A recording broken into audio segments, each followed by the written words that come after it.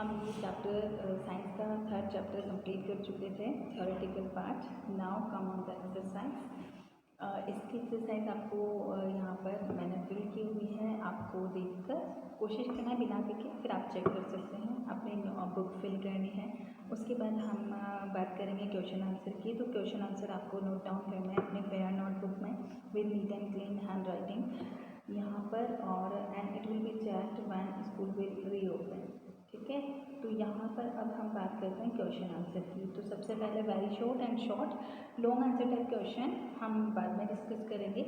ठीक है, अभी आपको सिर्फ यही नोट डाउन करना है। Number 1, name 3 naturally occurring fibre use in clothing. ठीक है, क्लोथ कपड़े बनाने में कौन से नेचुरल फाइबर, ठीक है, ये देखना है आपको कि कौन से नेचुरल फाइबर यूज़ कर रहे हैं हम। तो नेचुरल फाइबर में हमने क्या क्या पढ़ा था, जो कि प्लांट्स और एनिमल से मिलते हैं। प्लांट्स से हमें क्या मिला था, कॉटन एंड जूट मिला था। ठीक है, और एनिमल से हमें कॉटन एंड जूट मिला था, और एनिमल से हमें क्या मिला था, वूल मिला था, सिल्क मिला था। तो ये सब क्या है, नेचुरल अकरिंग फाइबर है, जो कि जिनसे कि हम कपड़े बनाते हैं। विच type of climate is needed for the cultivation of cotton plants. Cultivate मतलब ग्रो।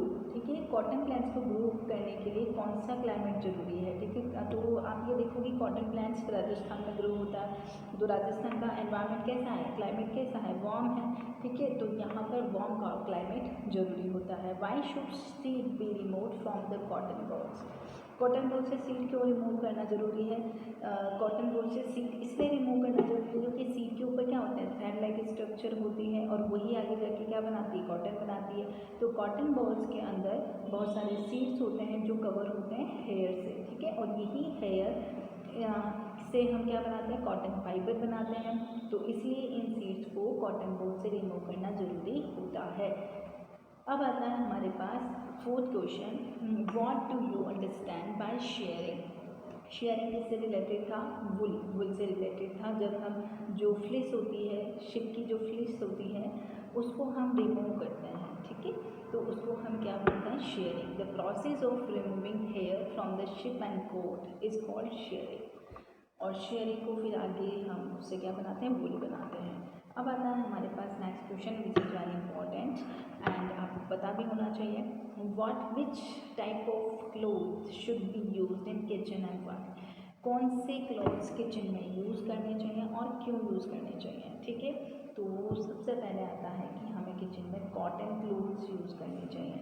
कॉटन क्लोथ्स क्यों यूज़ करने चाहिए, क्योंकि कॉटन क्लोथ्स एक तो केमिकल्स नहीं होता है, नेचुरल अकरिंग होते हैं, और केमिकल जो है वो जल्दी से क्या कर लेते हैं, फायर को कैच कर लेते हैं। और केमिकल से बनने वाले फाइबर कौन से होते हैं, फैब्रिक कौन सा है, मैन मेड फैब्रिक, आर्टिफिशियल। ठीक है, तो कॉटन क्या है, नेचुरल फैब्रिक है, जो कि जल्दी से आग नहीं पकड़ता है। ठीक है, they do not catch fire easily, आसानी से फायर कैच नहीं करता है, और एब्जॉर्ब स्वेट। तो हम किचन में काम करते वक्त स्वेटिंग होती है, हमें पसीना आता है, तो ये जो कॉटन है ये स्वेट को एब्जॉर्ब कर लेता है। ठीक है, और हमें ठंडा फील होता है। उसके बाद चिपचिपाहट फील नहीं होती है। उसके बाद आता है हमारे पास short type of question. Question 1, explain the process of making yarn from fibres. Fibre से क्या बनता है, यार्न से क्या बना देते हैं हम, क्लोथ फैब्रिक बनाते हैं। फैब्रिक से पूरा क्लोथ बन जाता है फिनिशिंग के बाद। अब आता है fibre are generally thin and short in length. Fibres जो होते हैं वो कैसे होते हैं, शॉर्ट होते हैं और पतले होते हैं, छोटे छोटे होते हैं पतले से। When a bunch of fibres is pressed, उसके बाद हम क्या करते हैं, फाइबर को प्रेस करते हैं। ठीक है, उसके बाद उसको ट्विस्ट किया जाता है। ठीक है, जिस तरीके से बालों की चोटी बनाते हैं। ठीक है, तो उस तरीके से ट्विस्ट कर दिया जाता है, और वो किस में चेंज हो जाता है, यार्न में चेंज हो जाता है, जो कि स्ट्रॉन्ग होता है, पतला फाइबर है। अब आपने 2 फाइबर थे, उसको जोड़ दिया, ट्विस्ट कर दिया, तो वो थोड़ा सा स्ट्रॉन्ग हो गया, लंबा भी हो गया, तो हम उसको क्या बोलेंगे, हम यार्न। तो इस तरीके से फाइबर से यार्न बनाया जाता है। अब आता है हमारे पास why do we wear clothes.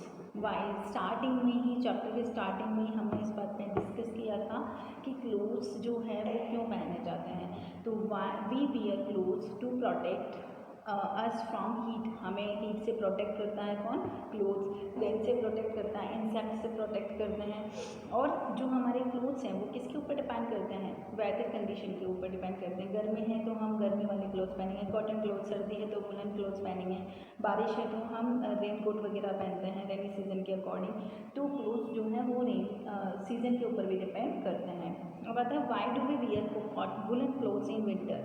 Winter में हम वुलन क्लोथ्स क्यों पहनते हैं?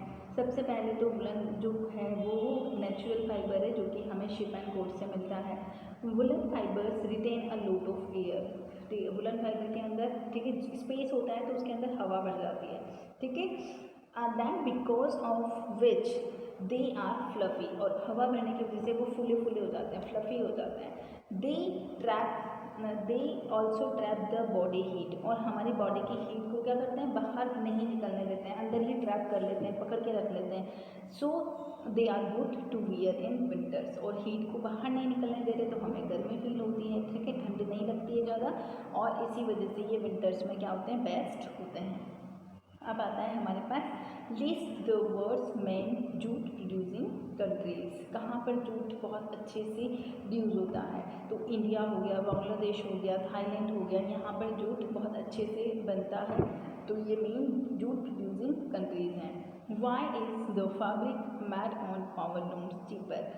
पावर लूम्स पर बनने वाले जो फैब्रिक होते हैं वो सस्ते क्यों होते हैं? तो पावर लूम्स में सबसे पहले इलेक्ट्रिसिटी जो होती है, इलेक्ट्रिसिटी से हम कम इलेक्ट्रिसिटी में बहुत ज़्यादा अमाउंट में हम बड़ा फैब्रिक बना सकते हैं, तो इसी वजह से ये सस्ते होते हैं क्योंकि इलेक्ट्रिसिटी कम लगती है। They run by the line shafting, so cost of production. Electricity, एक कम इलेक्ट्रिसिटी में बहुत ज़्यादा फैब्रिक बन रहा है, तो कॉस्ट जो है, टोटल प्रोडक्शन की जो कॉस्ट है वो क्या आती है, कम आती है, और इसी वजह से ये फैब्रिक जो होते हैं वो कैसे होते हैं, सस्ते होते हैं, चीपर होते हैं।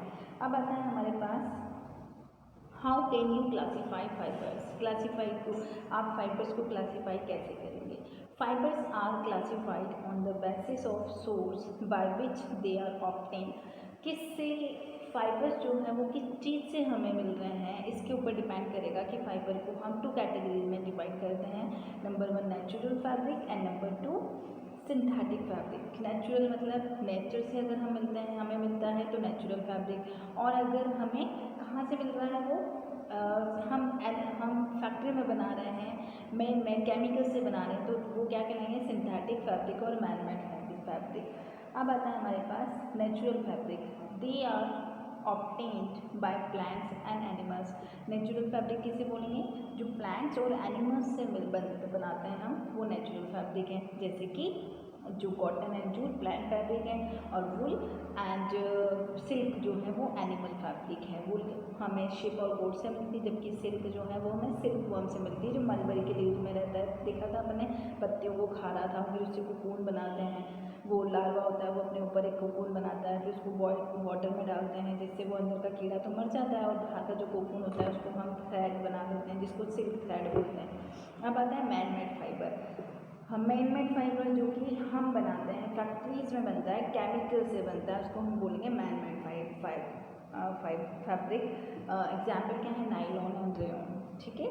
और ब्लेंडेड फैब्रिक, अगर इसको नेचुरल और आर्टिफिशियल दोनों को मिला दिया जाए तो क्या बन जाएगा, ब्लेंडेड फैब्रिक। जैसे कि टेरिकोट जो टेरिलिन से और कॉटन से बना था, ठीक है। तो यहाँ तक आपकी एक्सरसाइज कंप्लीट होती है। You have to note down in your notebook with good hand writing, ठीक है, and it will be chat then school will reopen.